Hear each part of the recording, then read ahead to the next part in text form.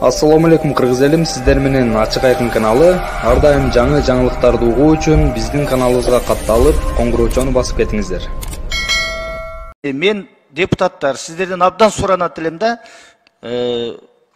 сиздер өзүңүздөр активдүү катышпайсыздар талкууга, ошол учурда маселе каралып атканда, анан кийин келип туруп бул жерде биринчи жолу угасыңар да, оюңарды айтасыңар да. Кагаз жүзүндө бербейсиңерби?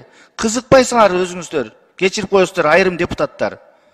Мен мына азыр кээ бир суроо берип аткан депутаттарды көрө элекмин, көптөн бери мен бул жыйындар залынан көрө элекмин. Анан көбүнчө ушул жерде маселе каралып атканда чыгып кетесиңер.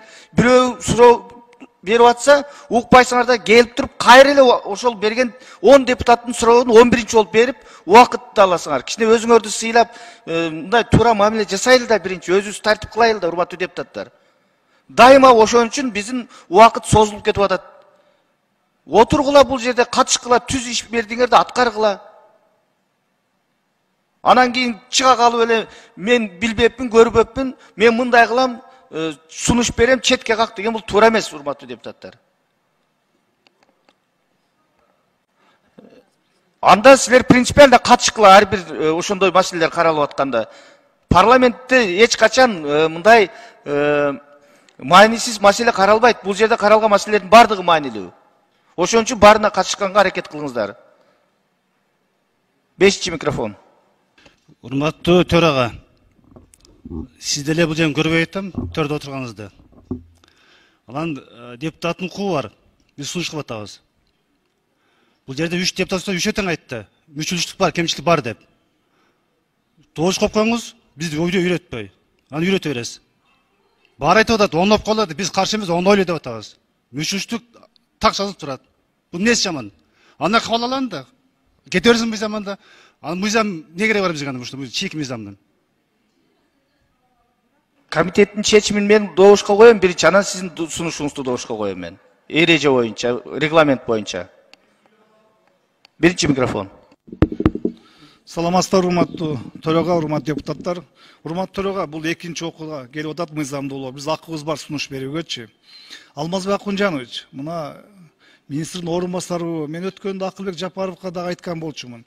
Мыйзам долбоорун жактаган кайсы мамлекет органынан келген жетекчи же орун басар даярданып келсе депчи. Бул аям аз эмне деп айтып атат. Бул мыйзам долбоору ошо боюнча калат, өзгөртүү жок дейт. А бул жерде өзгөртүү киргизүү боюнча сөз болуп атпайбы мыйзам долбоорунда, окубайбы? А бул бардык коомчулук айтып атат, эч кандай өзгөртүү жок дейт. Бул жерде окубайсызбы? Өзгөртүүлөр киргизүү тууралуу сөз болуп атат бул жердечи.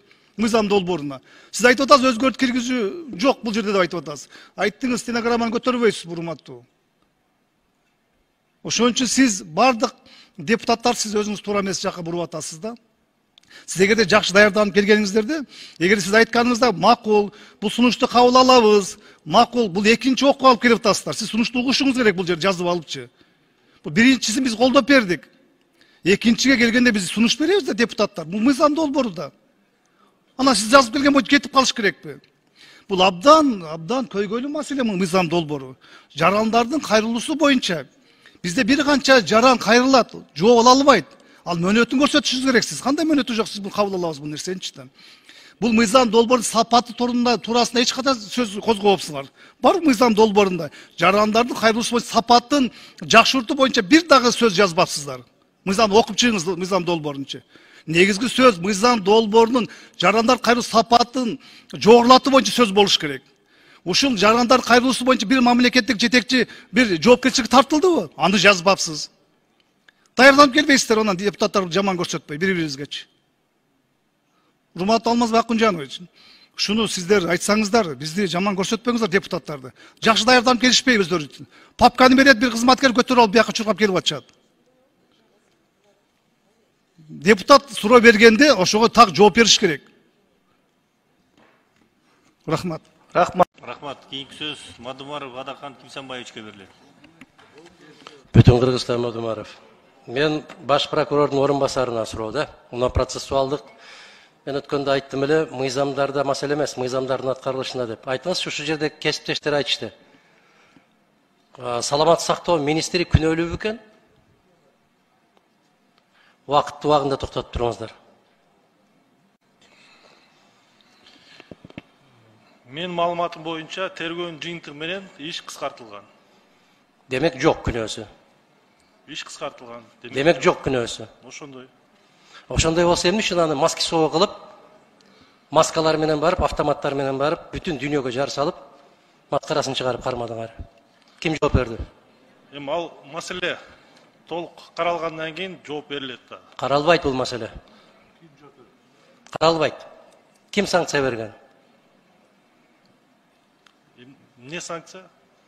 Ошону барып, ошо автоматтар менен кармагыла деп ким буйрук берген? Тергөөчү өзүңүз билгендей процессуалдык лицо тергөөчү. Министрге тергөөчү бере албайт. Ким берген? Мыйзамда жок. Министрге тиги берет, бул берет. Мыйзамда тергөөчү барына жооп. Мына ошону сабатсыздык деп коет.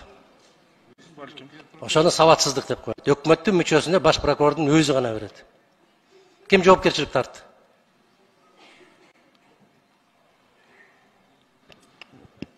Бул маселе бүгүнкү күндө каралып элек, каралып бүткөндөн кийин толук маалымат дагы берилет. Маалымат бере албайсыңар, себеп айтып атам, жообуңар жок силердин. Мен бул маселеге урматтуу жогорку соттун төрагасы Замир Курамаевич, мен сизге кайрылардын алдында атайын бердим. Ушул сыяктуу окуяларды силер соттордо колдоп берип атасыңар.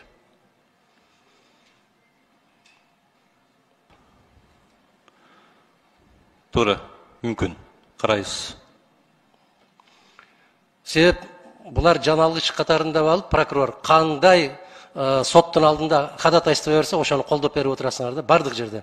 Бир да жерде болгон жок, ушу прокуратура тарабынан мыйзамсыз ушундай бир ходатайство болду, биз колдой албайбыз деген сотту көргөн жокмун. Адахан Кимсанбаевич, андай дагы соттор бар, жок эмес, бирок аз санда. Аз санда болуп жатат, жана сот реформасынын негизги максаты ошол жанагы тергөө судьялары деп атабыз. Биз бул боюнча дагы анализ жүргүзөбүз да, жакында чоң маалымат берем менчи өзүм. Ошол тергөө судьялары ушул прокуратура дейбизби, же болбосо укук коргоо органдарынын эле токтомдорун кайталап чечим кабыл алып коюп жатышат, эч кандай юридикалык жактан баа берилбей деген сын пикирлер бар. Туура айтасыз. Ошолордун көпчүлүгү негиздүү болсо керек, себеби эмне себептен болсо керек деп аткан себеби биз анализ кылып атабыз. Абдан терең изилдеп атабыз. Бирок акыркы убактарда тергөө судьялары тарабынан мына бул жерде прокурорлор отурат, алардын багыты менен кеткен соттордо кеткен жок. Бар, бирок аз санда болуп жатат. Мына мыйзамсыз кармалып отурган 26 кишиге прокуратура кандай сөз сүйлөсө, сот ошонун башын ийке ошону карап отурат, жалдырап. Ошол эле соттор түнкү саат 6-да чыгарып берген болсо дагы, кайра актап дагы башын ийке отурат ошол жерде. Мен сизге аябай чоң ишеним артканмын, дагы эле ишенимде отурам. Замир Курамаевич, мен абдан чоң ишеним артканмын. Төрага болуп дайындап атканда, азыр дагы ошол ишенимде турам. Ошол жактардын карасаңыз, соттордун баарын жетелеп алыптыр булар. Мен айттым, ошол булардын жүрөгүн дагы, бетин дагы кайсы материалдан жасайт болду экен. Кып-кызыл жалганды үйүп турса дагы сот туура дейт, ушуларды туура деп атат. Мына кыргыз сотунан жабыркабаган, жаран калган жок бүгүнкү күндө. Мунун жанагы саламат сактоо министри жакшы, бир чоң жигиттин досу экен, эптеп чыгып кетти. Калгандары кайда болот? Досу жоктор эмне болот? Адилеттүүлүктү кайдан издейт, досу жоктор? Же баш прокурор жабыр тарткан жок, же министр жабыр тарткан жок. Эч ким эч нерсе болгон жок. А байкуш бечаралардын бардыгы 2 айлап, 3 айлап, 6 айлап жатат. Достору жок алардын, же акчасы жок. Ошого буйрук берип аткан азаматтар айтат, профилактика болот, өздөрүнө келип калат, жакшы тарбия алып чыгат деп. Адамдын тагдыры менен ойнобош керек, урматтуу соттор. Мына азыр эми 1 айдан 3 айга жылдырып атасыздар. 3 айдын ичинде кайрадан даттанууга мүмкүнчүлүк берип 1 айдан 3 айга созуп атасыздар. Бирок кеп мыйзамда эмес да, кеп биздин ыйманда болуп атат да. 3 айга созгондо кандай болуп өзгөрөт деген оюңуз бар сиздин?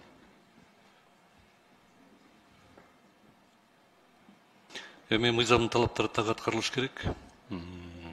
албетте мыйзамдардын талаптары аткарылбай жатса, же болбосо иман тебеленип тепселип жатса, бул конечно бул кечиримсиз. Мыйзам боюнча ошол кармалып жаткандарда Мадумаров киргенге да укугу бар, Асанов, Тешебаев, Балтабаев киргенге да. Бирок Балтабаев, Тешебаевтар кирет, Мадумаров кирбейт деп отурат, мына прокуратуралар отурат ушул жерде. Мыйзам баарыбызга бирдей, бирок Мадумаров көзгө иштеп атат. Кирбейт Мадумаров, алар менен жолукпайт. Агахан Кимсанбаевич, ошон үчүн мен жана жогоруда айтып кетпедимби? Маны сиздер баарыңыздар тең түшүнүп атасыздар. Сот реформасы десе, бул сот реформасы сотторго гана тиешелүү деген кээ бир түшүнүктөр болуп жатат окшойт. Окшойт эмес, ошондой болуп жатат да.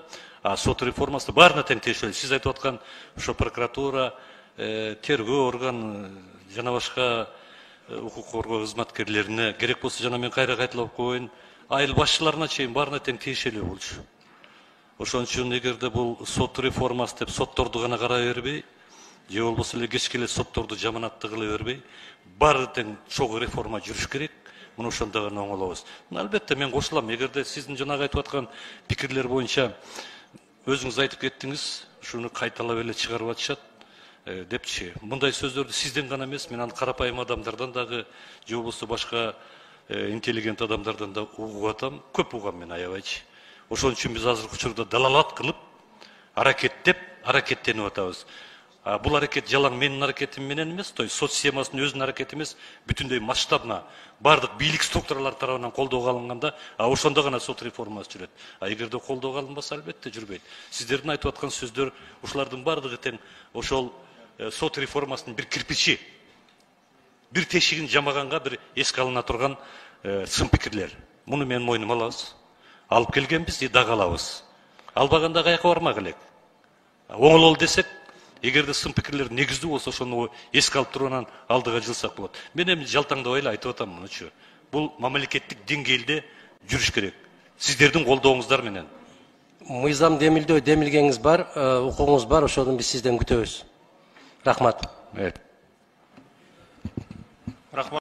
Каналга катталып, мага жакты деген белгини басып, ой пикири калтырууну унутпаңыз.